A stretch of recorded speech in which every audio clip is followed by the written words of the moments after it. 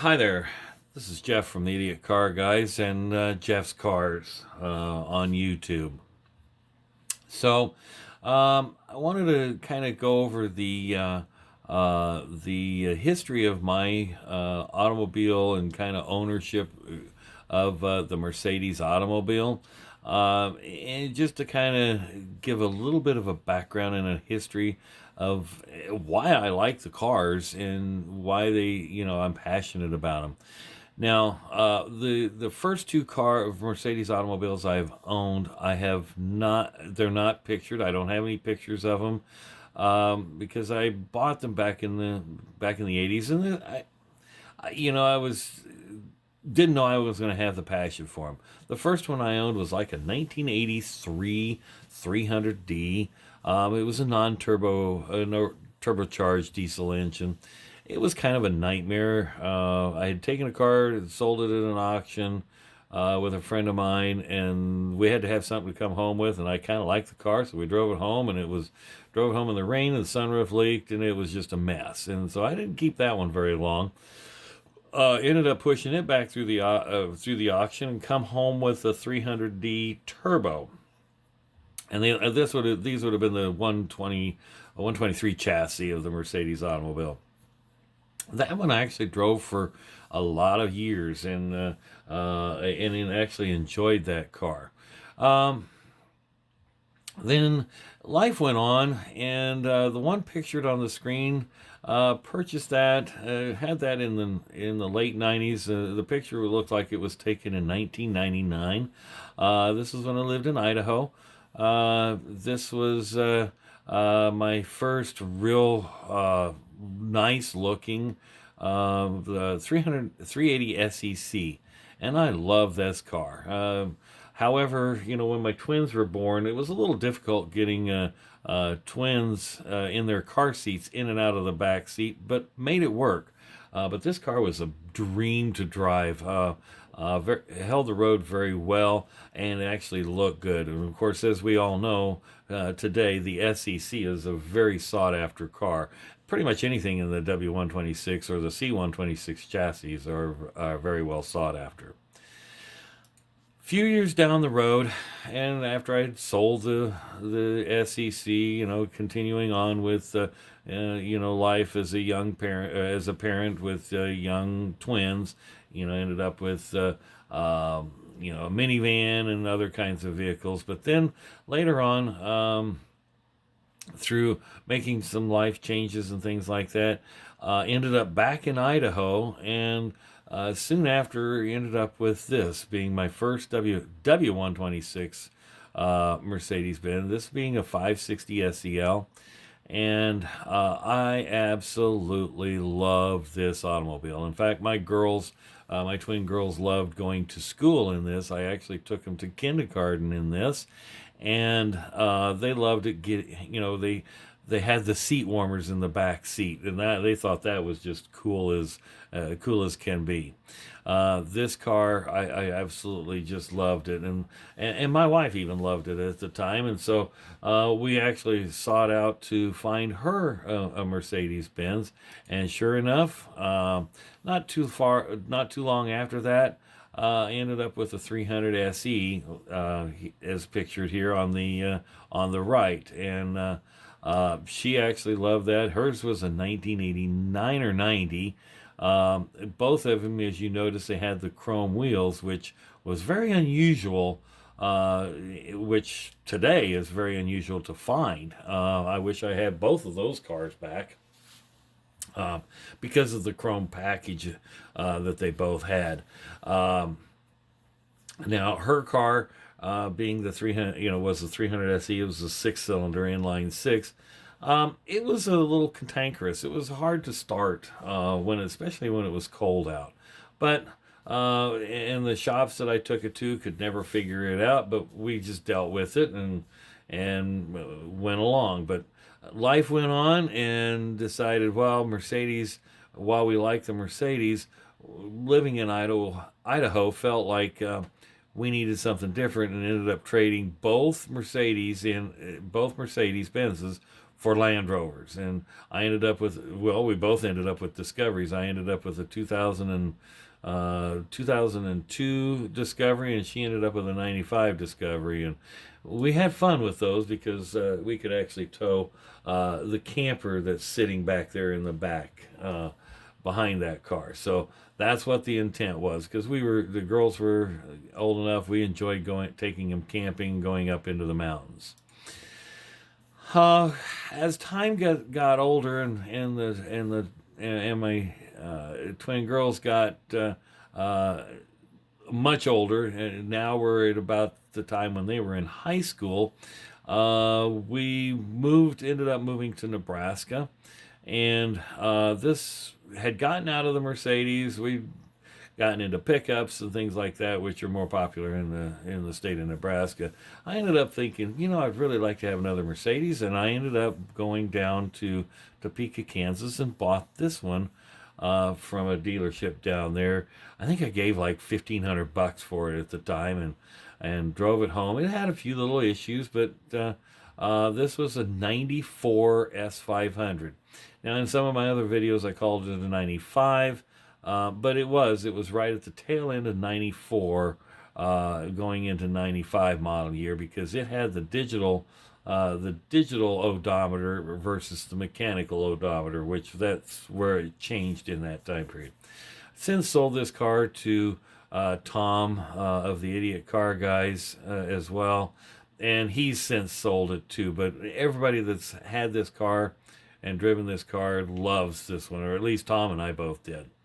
Moving on, now that I've got the bug with the classic cars in my mind, ended up going to an auction and buying this Jaguar, where it was at an auction for where there was hundreds of cars in a field, and I almost came home with two, but then only came home with this one. This was a 1985, I believe it was, XJ6. It had the inline 6-cylinder. Didn't run, was filthy. It had been mice. Mice had overtaken it. It just had a horrible mice smell. Got it home, tinkered with it, replaced fuel pumps, cleaned fuel lines, blew them out, drained the fuel tank, all those good things, because it had been sitting for years, and got it running. And this car absolutely drove fantastic. But financial things got in the way, and I had to sell it, so I ran it through an auction. Didn't make a whole lot of money on it. In fact, I don't think I made any money on it by the time you figure in all the time I put into it. But I kind of wish I had this car back, because just the styling of it is absolutely beautiful, and the interior was actually in very good shape. Had one split in the driver's seat, and that was it. But moving on, now the bug is in the ear for finding a cheap cars and taking a car and bringing it back to life. Found this 1993 Mercedes 190E. From a gentleman in Omaha, and it was, needed some work. I mean, it needed a few things. One of the windows, the window regulator was out. A couple other little things didn't work on it, and it needed the paint work. So I got all sorted through the window regulators and made the car run really well, and then started doing a little research, and this car was actually one of the last of the production of this car, because remember, this car production ended on this in 1993, and this one had a build date of May of 1993. So I don't know where the VIN number corresponds with the last of it, but I believe this is probably one of the last productions of the 190E before Mercedes switched to the C class. This car is currently still in the family. My father-in-law bought it from me. He had since stripped it down and had it completely repainted in its original original color, just like it is sitting right there. And Doesn't drive it a lot, but it still runs and drives great, and has had to do a couple little things, water pump and so forth, but it's just been a great little car. And it's just one of those that he sits the it sits there covered up, ready to go if it ever needs to. So the bug, I've got the bug now, and so picked up this car out of Omaha, Nebraska. It was a Craigslist ad, and the gentleman I bought this from, it was a part of an estate, and I thought, man, this car is pretty worse for wear. Clear coat's peeling. I mean, it's just in horrible shape, and it didn't run. However, brought it home, got it put in the garage. It was a great winter project.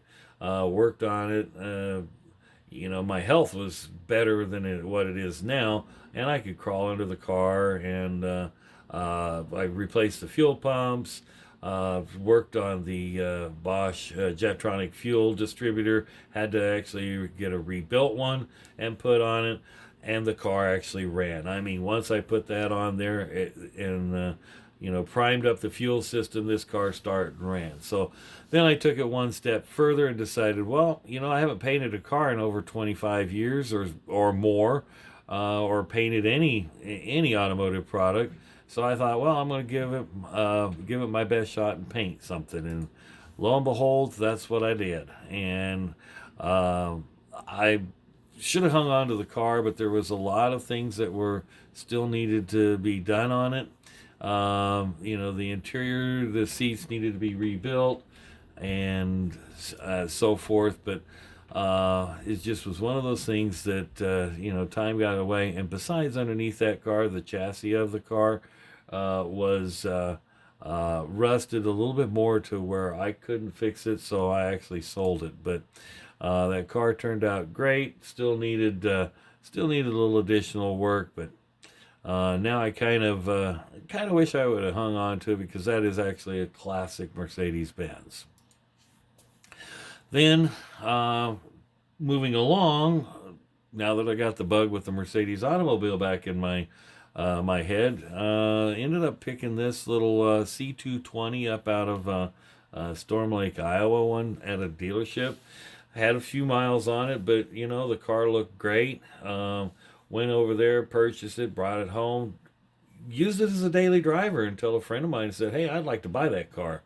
And so I ended up selling it to a friend of mine and broke even on it. Basically sold it to him what I had in it, and but I actually enjoyed driving it. The interior was in great shape. The body was in great shape.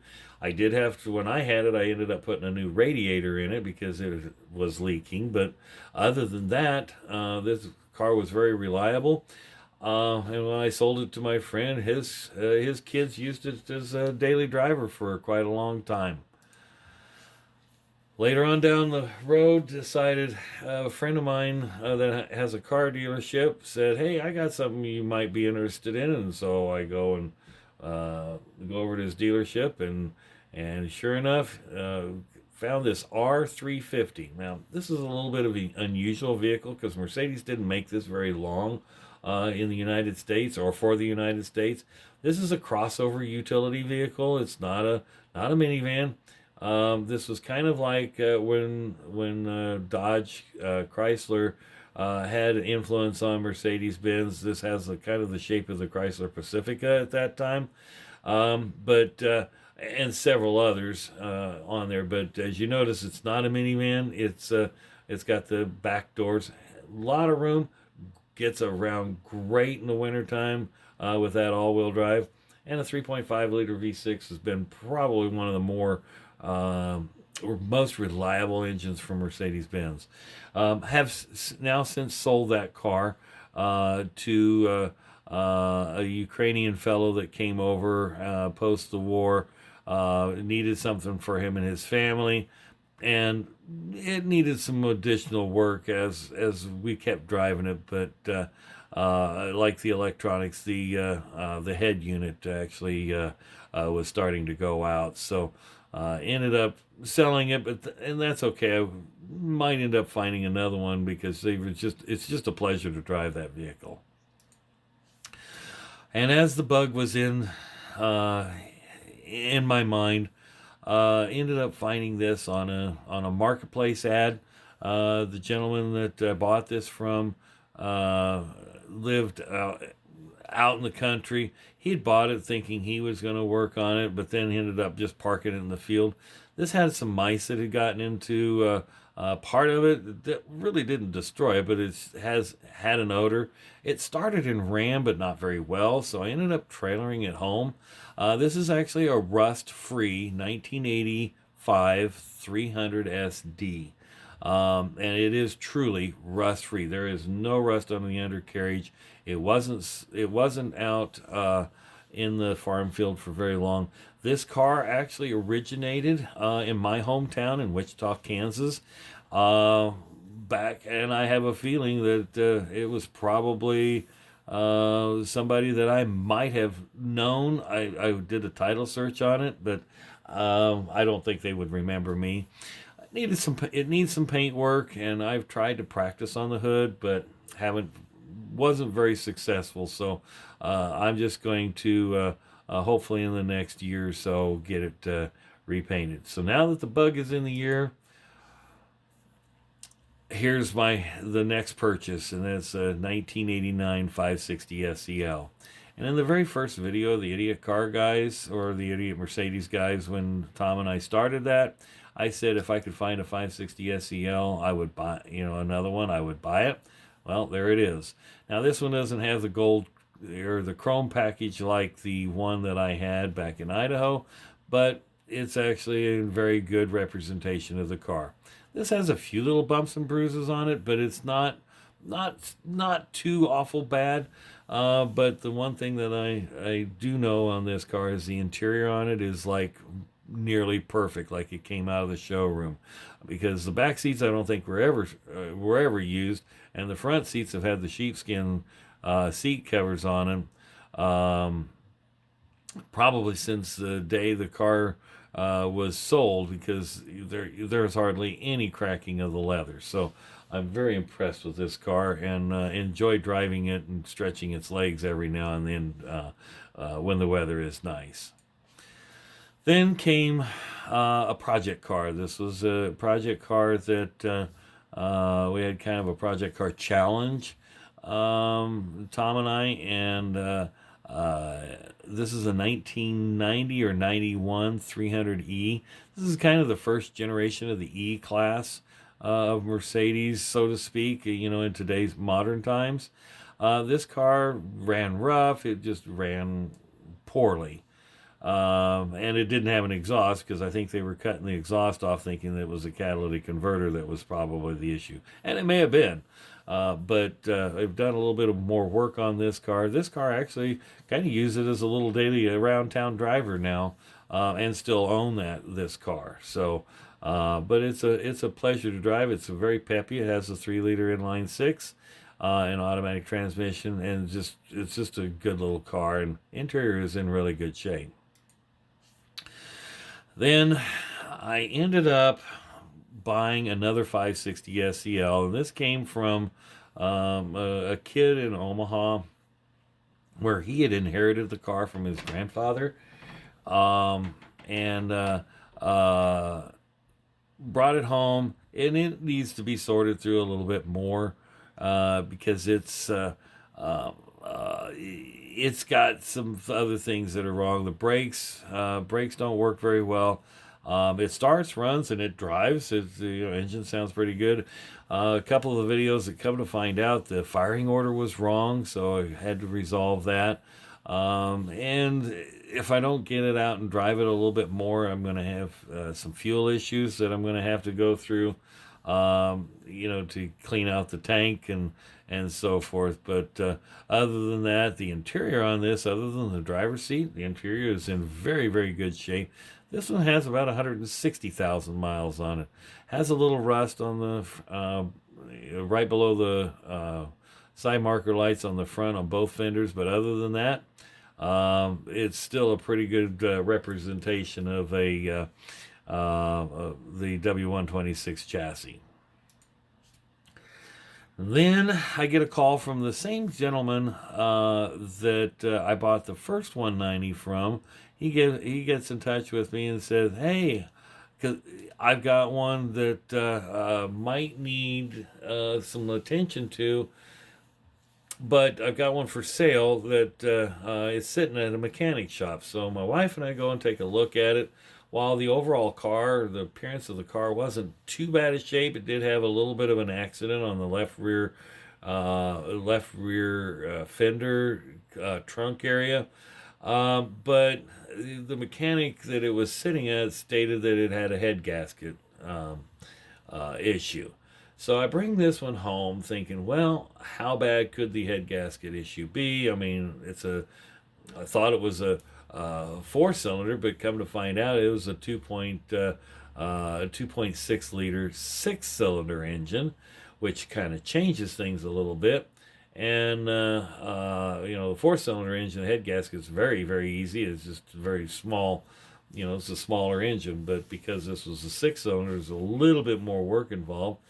And once I started doing a little bit more troubleshooting, trying to figure out what was the cause of it, it needed a lot more work. So I ended up selling this to a kid in Iowa, and he was actually going to take the motor and the drivetrain out and turn this into a drift car with a 3 point.